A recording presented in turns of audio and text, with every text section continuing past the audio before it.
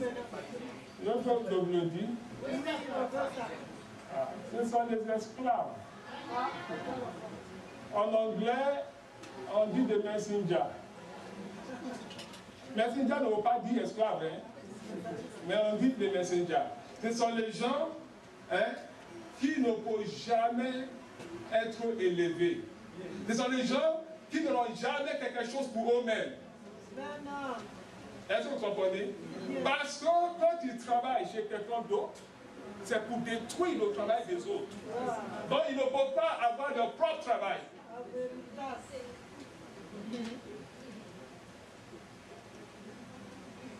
Vous savez pourquoi je cours? Vous savez pourquoi je prêche l'évangile? C'est parce que Jésus-Christ est venu dans ce monde. Et il a payé de sa personne pour nous sauver. Et quand on dit la voix, fais comme j'ai fait pour eux. Alléluia. Si toi, tu es dans l'église et que tu ne fais pas comme Jésus a fait, tu n'auras rien. Tu ne peux pas faire partie de son royaume. Et puis tu diras, je n'ai jamais vu Jésus. N'est-ce pas? Mais Jésus va te dire, oui, tu n'as pas vu Jésus, mais tu as vu un chauffard, n'est-ce pas? Et si tu dis, moi je n'ai pas connu un chauffard, mais Dieu va dire, mais tu as quand même entendu parler de lui, n'est-ce pas? Et puis tu as entendu tout ce qu'il a fait. Et vous qui êtes assis ici, nous tous, nous sommes tous les profs de ses œuvres. Oui, parce que même si un enfant qui n'était pas né au temps de chauffard rentre ici, hein? Qu'est-ce qu'il va demander? Il va dire, qui sont ceux-là qui s'habillent en blanc, n'est-ce pas? Et quelle réponse on va lui donner? On va dire, ce sont les enfants de chauffard, de l'église du christianisme céleste. Moi, je voudrais laisser une trace de mon passage sur la terre. Et c'est maintenant que je dois le construire. C'est maintenant que je dois faire ce qui est bien. N'est-ce pas? Parce que la moisson n'est pas de cette terre. La moisson est du ciel. Ceux qui ont œuvré sur la terre, qui ont labouré la terre, quand la moisson arrive, ils ne regardent plus la terre, mais il a des yeux vers les cieux.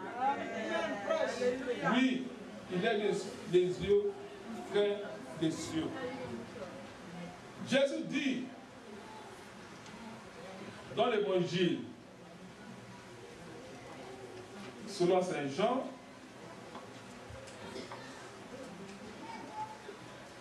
dans son chapitre 4,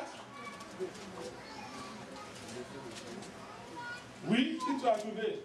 Le Seigneur sut que les pharisiens... Non.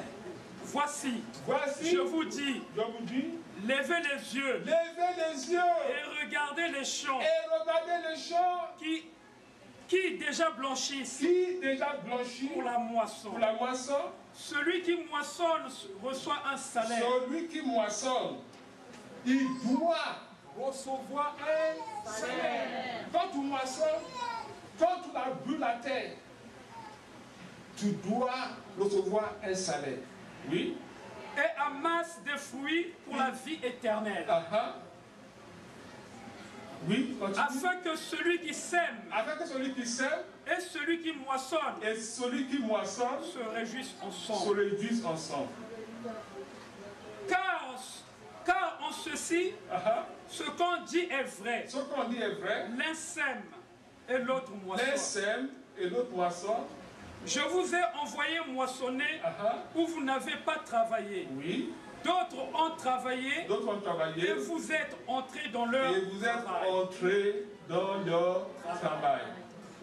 Alléluia. Alléluia. Alléluia.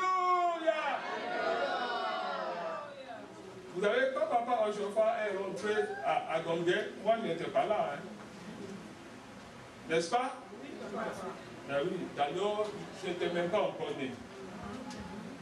Donc je ne pouvais pas prétendre voilà, d'être là. Je ne savais pas. Quand tu nous parlais des éclipses de soleil, hein, nous, on n'était pas là. Hein, n'est-ce pas? On n'était pas là. Mais il a tellement raconté qu'on était parfois obligé de croire. Et même parmi ceux qui ont cru, leur foi était à peu près. Parce que comment peut-on croire des choses qu'on n'a pas vues et que quelqu'un nous raconte?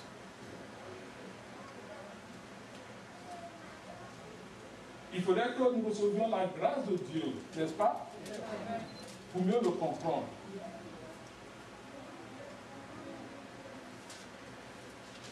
Mais le jour de son enterrement, ce jour-là, on a pris son cercueil pour aller l'enterrer à 10 heures du matin. Ceux qui l'ont porté, quand ils sont arrivés à la porte, le cercueil s'est retourné. L'Esprit de Dieu descend sur les prophètes qui étaient là. Pose-le. Le temps n'est pas encore arrivé. Jusqu'à ce que vous voyez des signes dans les cieux. Mais de quel signe s'agissait-il? Nous avons su quel était ce signe. De quoi l'Éternel parlait. C'était l'histoire de l'éclipse qu'il racontait. L'éclipse s'est reproduite dans les cieux. L'histoire qu'il nous racontait, ce jour-là, cette histoire est devenue notre histoire. Parce que nous avons vu de nos propres yeux ce qu'il nous disait. Et la Sainte Écriture dit, Oro sont qui n'ont pas vu, et qui n'ont cru.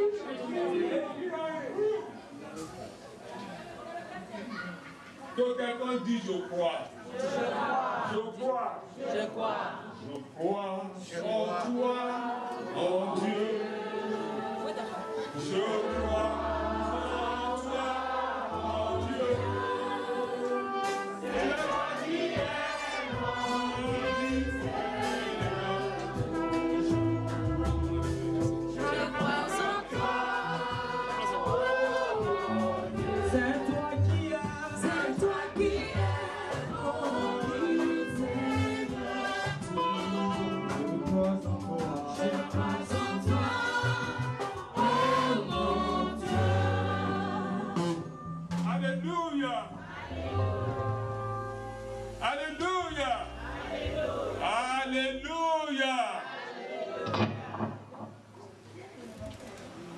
Voici ce que la première lecture nous dit. Si quelqu'un le voit, Deutéronome 28. Si tu obéis à la voix de l'Éternel, ton Si tu obéis à la voix de l'Éternel, ton Dieu, en observant et en mettant en pratique tous ses commandements, vous savez, la parole dit en observant. En observant. Tu ne dois pas seulement observer, n'est-ce pas? Oui, papa. Mais tu dois aussi le mettre en pratique. Oui? Tous ces commandements que je te prescris aujourd'hui. Tous ces commandements. Il n'a pas dit certains des commandements. Tous ces commandements que je t'ai prescrits aujourd'hui. Oui. L'Éternel, ton Dieu, te donnera la supériorité sur toutes les nations de la terre. Merci. Amen. Vous voyez? C'est à cause de notre désobéissance que la cérémonie est venue. Parce que nous sommes un peu au cours raide. La cérémonie n'est pas pour les célestes confirmés, c'est pour les nouveaux. Est-ce que vous comprenez? Si toi tu es céleste confirmé, tu as reçu l'onction, et puis tu es toujours en train de courir avec tes bougies attachées, avec des rameaux, avec tous tes fardeaux là, pour faire Jack, il a déjà tout le temps, c'est que tu n'es pas un céleste. Hein?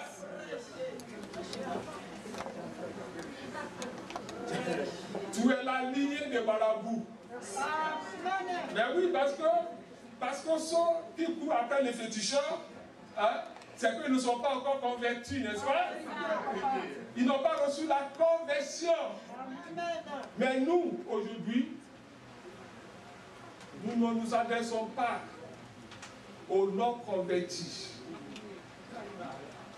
Vous comprenez? Nous ne voulons même pas nous adresser aux convertis. Mais nous voulons nous adresser à ceux qui ont déjà la vocation. Est-ce que vous comprenez? Non. Parce que si tu n'as pas la vocation, tu ne peux pas entendre la voix de Dieu. Tu ne peux pas entendre la voix de Dieu. Tu vas toujours à l'église et puis ce sont les autres qui vont parler de Dieu à toi. Je ne sais pas si vous comprenez ce que je dis. Tu dois avoir la vocation. Parce que non seulement que tu dois adorer Dieu, mais tu dois participer à l'œuvre de Dieu. C'est ça la vocation. Tu dois savoir ce que tu dois faire dans l'église. Et dès que tu sais ce que tu dois faire, tu n'es plus le prédicateur qui va te parler de Dieu. Comme un secrétaire qui parle par ma voix. Vous le connaissez, hein? Le révérend parle par ma voix. Jésus va te parler vis-à-vis. Dieu va te parler. Comme il a appelé Samuel, n'est-ce pas? Mais quand Samuel commença à écouter la voix de Dieu, il ne savait pas au début que c'était Dieu qui l'appelait. Il pensait que c'était Élie qui l'appelait. N'est-ce pas?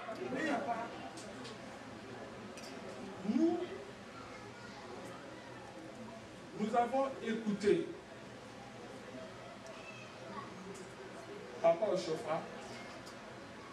Nous avons été fascinés par cet homme. Et il nous a donné l'amour pour avoir la foi en ce Dieu invisible que nous ne voyons pas. Il nous a motivés. Il a réactivé notre foi. Amen.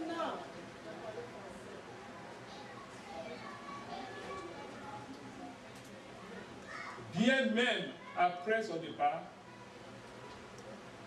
ce qu'il nous a dit continue à résonner.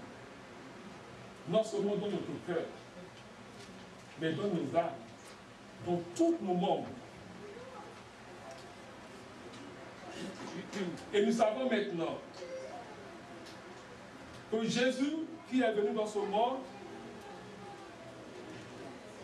n'est plus juste une histoire biblique, ni un mythe, mais c'est une réalité. Amen. Parce que chaque jour, nous marchons avec lui, nous mangeons avec lui. Et quand nous prions, il est dans notre prière. N'est-ce pas? Mais pourquoi cela puisse nous arriver, c'est que nous avons fait l'effort sur nous-mêmes de purifier nos cœurs. Amen. Oui. De ne pas permettre à ce que n'importe quoi reste en nous. Amen. C'est le secret de l'Église céleste. Alléluia. Oui. Si toi, tu es toujours rancunier, tu as des rancœurs, ton cœur est sale, tu ne peux pas voir la face de Dieu. C'est impossible. Le psaume 24, qu'est-ce qu'il nous dit? Qui montera à la montagne de l'Éternel? Qui s'élèvera jusqu'à son innocent?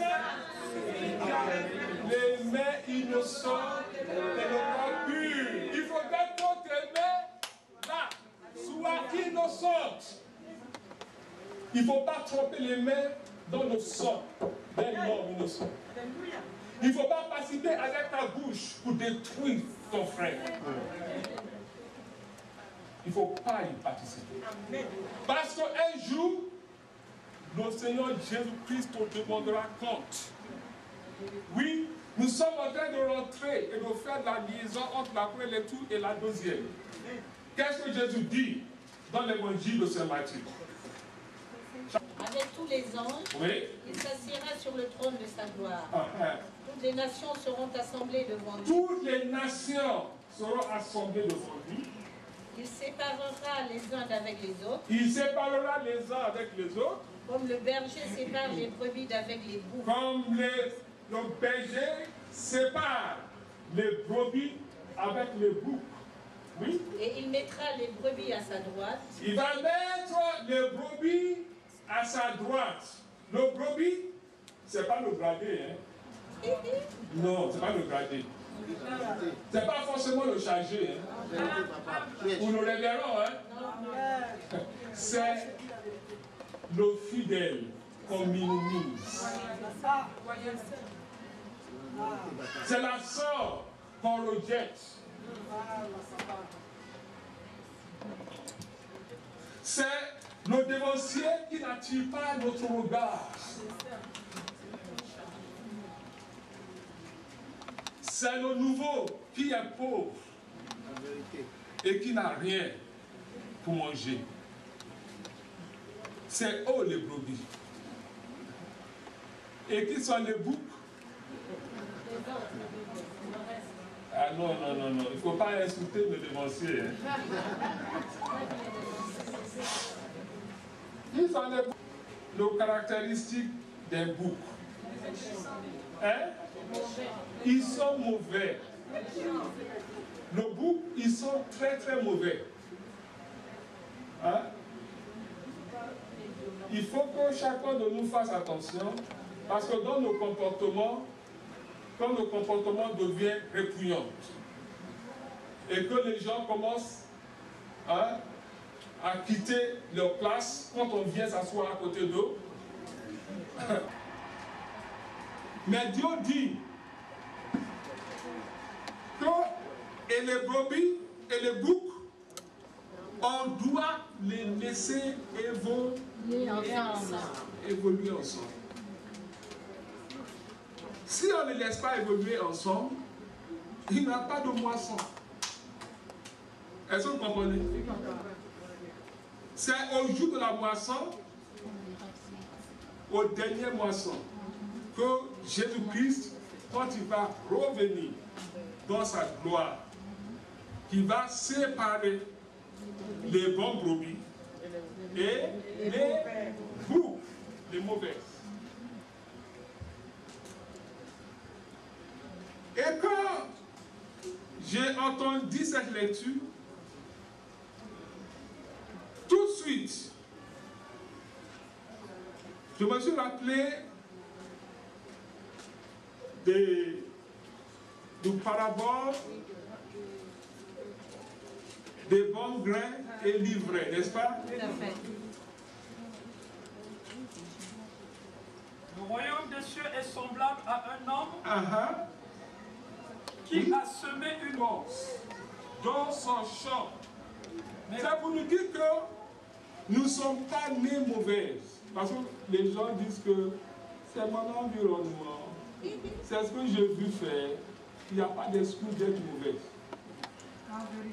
N'est-ce pas? Il n'y a pas d'excuse d'être mauvaise. C'est une question de volonté. Il faut avoir cette volonté en toi. Même si ceux qui sont autour de toi sont mauvais, tu as quand même entendu l'évangile, n'est-ce pas? Hein? Continue.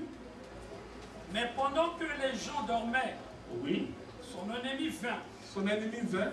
Sema de l'ivraie parmi le blé. Il a semé l'ivraie parmi le blé. Et s'en alla. Lorsque l'herbe eut poussé, oui, et donné du fruit, oui, l'ivraie parut aussi. L'ivraie parut aussi. Les serviteurs du maître de la maison vinrent lui dire, Seigneur, Seigneur, n'as-tu pas semé une bonne semence dans ton champ? N'as-tu pas semé une bonne semence dans ton champ? D'où vient donc l'ivraie? Oui. Il leur répondit, c'est un ennemi qui a fait cela. Et les serviteurs lui dirent, veux-tu que nous allions l'arracher? Non, dit-il, de peur qu'en arrachant l'ivraie, vous ne déracinez en même temps le blé. Merci. Vous savez, dans l'église, quand papa Oshofa a jeté son filet, il a ramassé non seulement des bons poissons, mais il a ramassé aussi les mauvais poissons.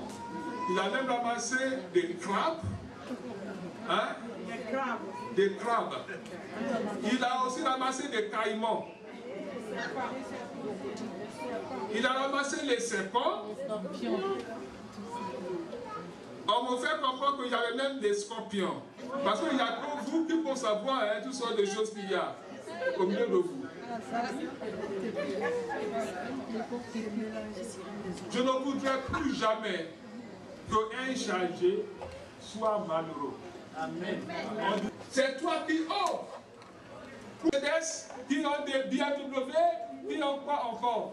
Qui ont ma Dacia à moi. Alléluia. Pourquoi est-ce que vous êtes jaloux? Donc, mais ces chargés-là, ils ont déjà leur récompense. Amen. Alléluia. Ils ont déjà leur récompense. Mais toi, qui a des fidèles pauvres, malheureux, des fidèles difficiles, même parfois des fidèles qui ne t'aiment pas, qui sont toujours en train de comploter derrière ton dos, soyez heureux. Je vous le dis en vérité, soyez heureux. Parce que Dieu t'a élevé dans son estime. Parce qu'il s'est dit, c'est toi qui es capable de les changer. En vérité. Et que c'est personne d'autre qui pouvait les changer. Amen. Et Dieu ne peut pas faire de toi le chargé de brebis galop s'il ne sait pas que tu es capable de le changer. La vérité, papa. La vérité. Au lieu de les critiquer, au lieu de les chasser, au lieu de pleurer sur tes sorts, mets ton sang et travailler. Alléluia. Commencez à prier jour et nuit pour que le Seigneur les transforme. Et il le fera. Amen. Oui, il le fera.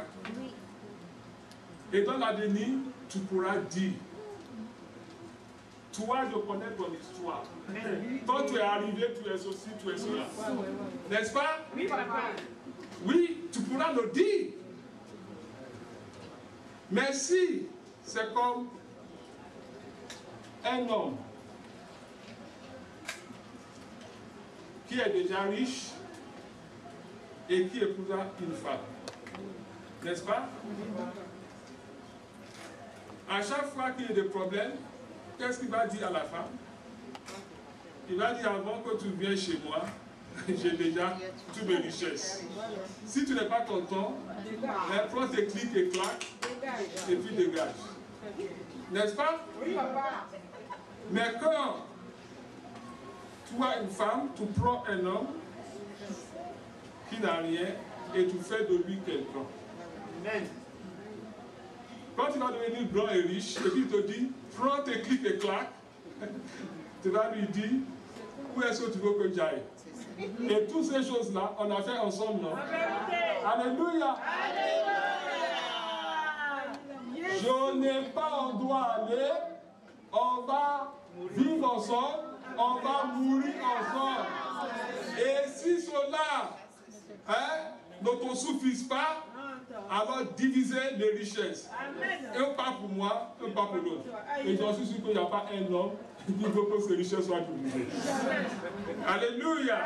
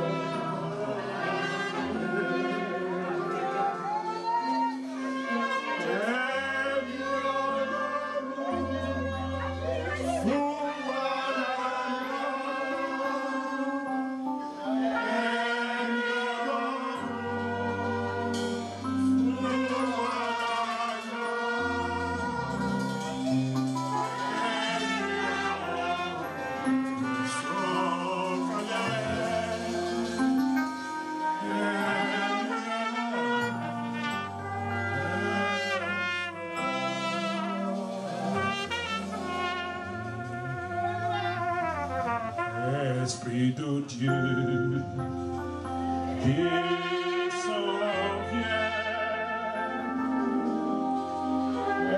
Esprit de